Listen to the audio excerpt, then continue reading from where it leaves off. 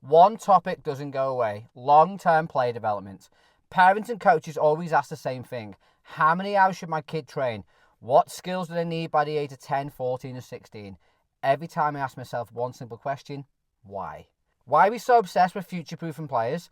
We're building kids for a game we don't even know will exist in 5 or 10 years. Are we really that confident about where tennis is heading, or are we just playing a guessing game? Think about it. Do you think tennis coaches in the 1970s knew that serve and volley was on its way out? That the baseline grinders were about to take over? Could they predict the rise and power of players like Sampras, Federer, or Nadal? Of course not. Tennis evolves, and if you think development is some linear path with exact milestones, you're leaving players unprepared for the future. But we hear it all the time: players need a set number of hours, perfect foundation, technical skills, benchmarks to prepare players for a pro career that might never even happen.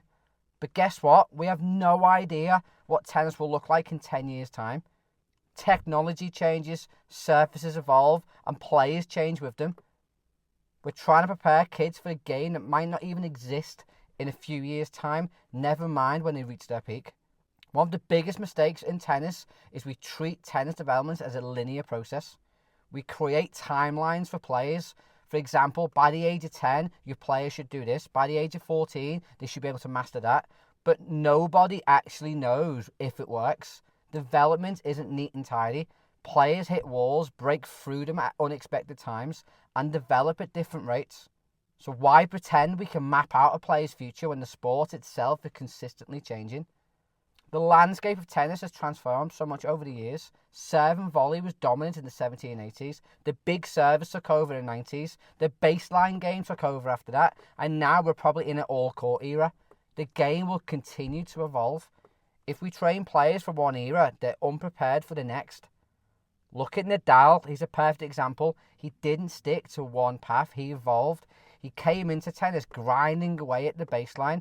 And now, at the end of his career, he's probably an all-court player and an all-court champion. His ability to adapt has made him one of the greatest of all time, not sticking to a rigid plan like many Spanish players before him.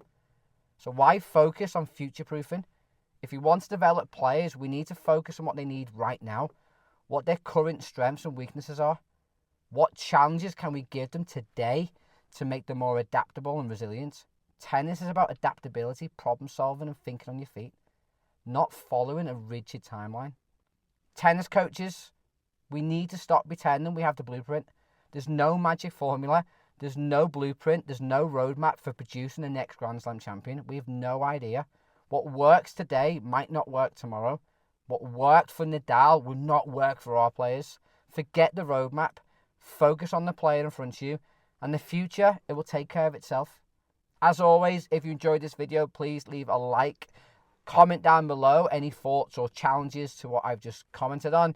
And until next time, watch the video on the screen now, and I'll speak to you soon.